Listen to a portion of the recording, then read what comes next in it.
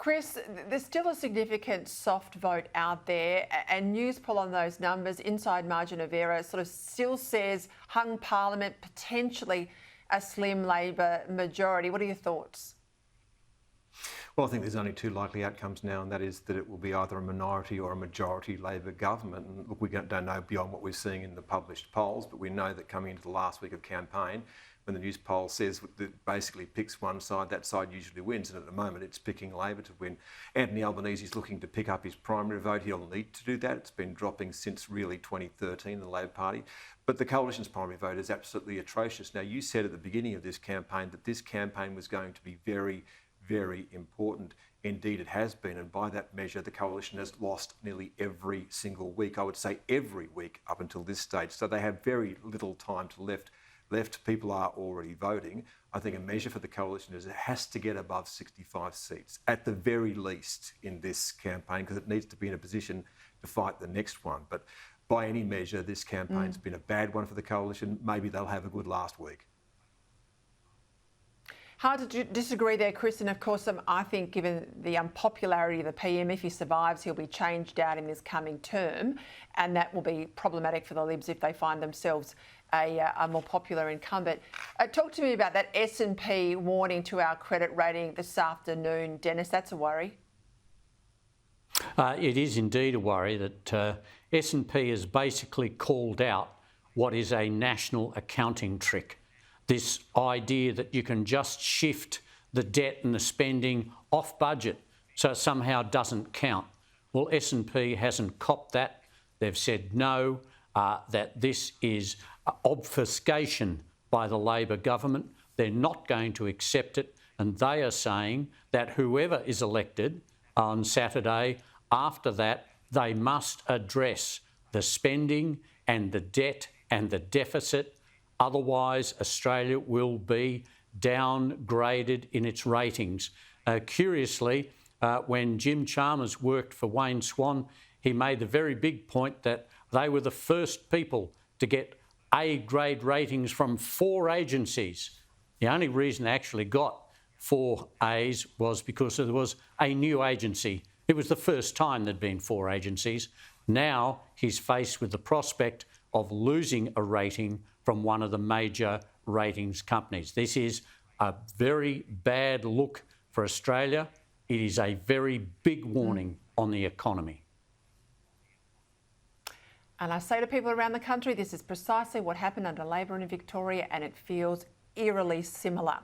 Let's go to the furor, if I can, Chris, around welcomes to country. A feature of last night's debate, quite outspoken, was Peter Dutton. Sitting on the fence was the Prime Minister, says, oh, look, that's a matter for the various organisations. Today, the opposition leader, though, went further, particularly in relation to Anzac Day. Have a listen. Anzac Day is about our veterans. It's about 103,000 Australians who have died in service of our country.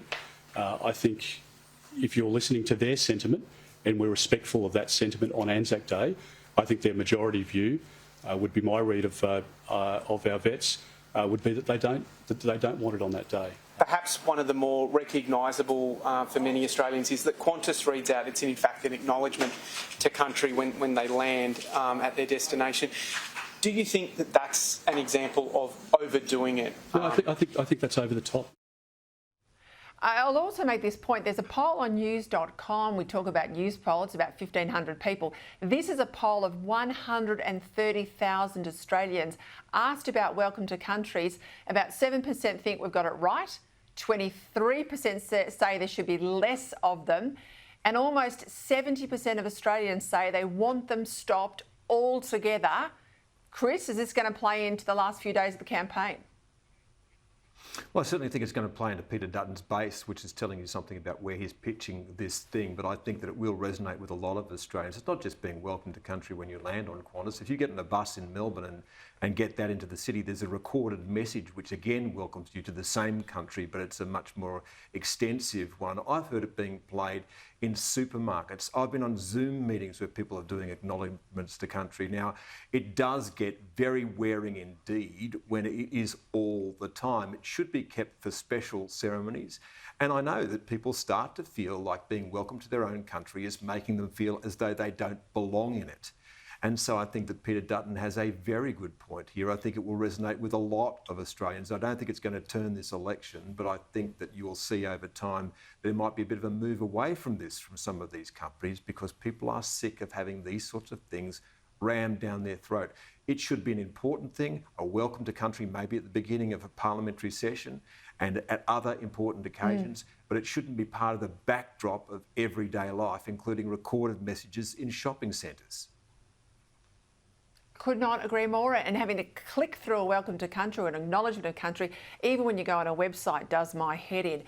Dennis, you had an exclusive story today in the paper that Labor knew well before the campaign started that Russia had requested to use Indonesian airfields.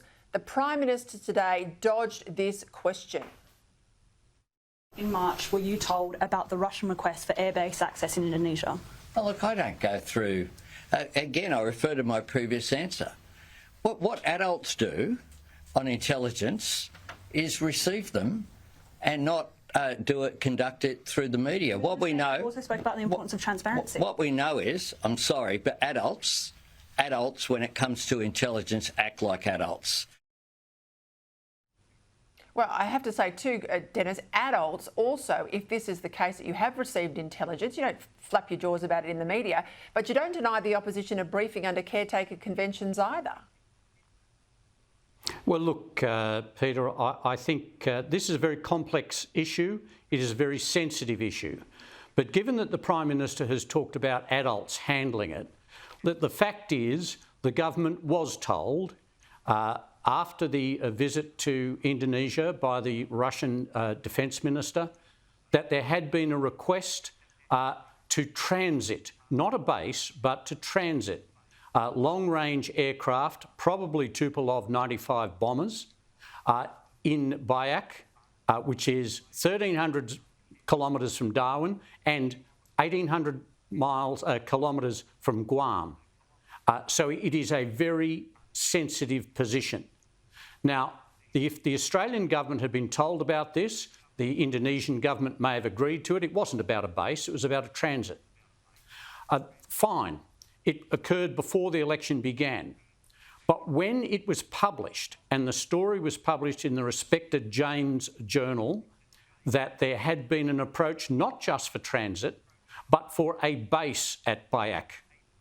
And the government immediately went into damage control because it raised the very dangerous prospect of Russia, which is inserting its authority in the region, very much so, to fill the vacuum being left by Donald Trump's retreat. And so we have a very serious issue here, a very serious intelligence and security issue.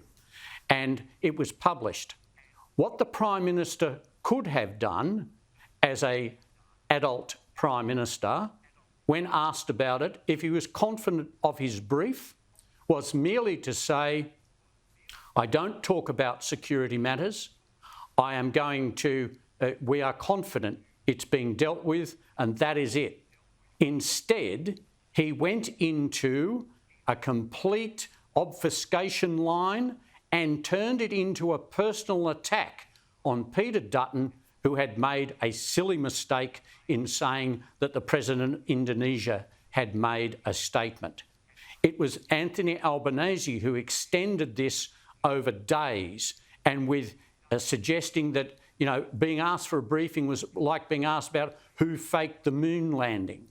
Murray Watt, Cabinet Minister, said, oh, it's like believing in the Loch Ness Monster. No, this was not the adult reaction. This was a puerile, politicised reaction to what was an extremely sensitive issue.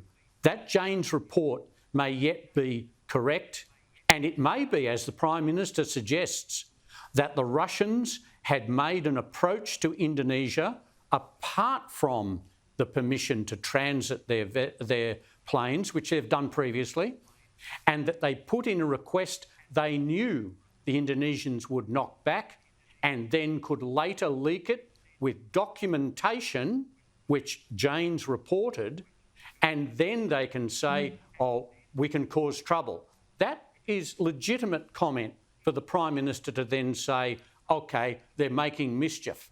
but for him to dismiss it entirely, to refuse to address the issue and to politicise it and trivialise it like a fake moon landing or the Loch Ness Monster was not behaving like an adult in charge of his brief. Couldn't get more pointed than that from you, Dennis Shanahan. I'll leave it there, gentlemen. Chris, and have a good final few days. Dennis, you too, of the 2025 federal campaign.